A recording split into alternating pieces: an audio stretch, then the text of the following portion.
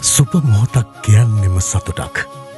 හැමෝම හැම තප්පරයම බලන් ඉන්නේ ඒ සතුට උතුරනකම්. හැබැයි සතුට අපිව හොයාගෙන ඉන්නේ නෑ. අපි සතුට හොයාගෙන යන්න ඕනේ. ඒකට කැප වෙන්න ඕනේ.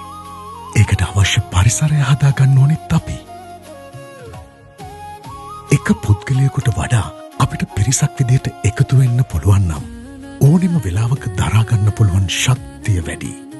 එතකොට එක තැනකින් වැටුණත් තව තැනකින් ඔසවා තබන්න පුළුවන් හයියක් තියෙනවා. එක පැත්තකින් නෙවෙයි හැම පැත්තකින්ම පොඩි හරි දෙයකින් හැමෝම මේ වැඩේට එකතු වෙනවා. මේ හැමෝගෙම හයියත් එක්ක දැල්වෙන්න පටන් ගන්නේ සතුටේ ආරම්භයයි.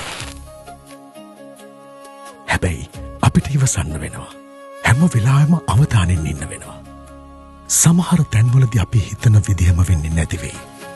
වැටෙන්න එපා. ආයෙත් පටන් ගන්න. ඔක්කොම ඉන්නේ අපිත් එක්ක කියලා දැනෙනකොට ඒක ලොකු හයියක්.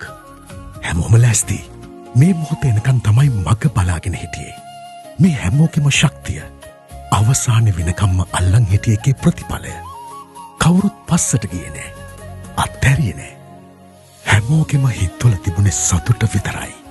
උතුරන්නේ එක දිගට හිත් පෙරෙනකම්ම. ප්‍රයිම් එක්ව ගොඩනැගූ සතුට සදාකාලිකයි.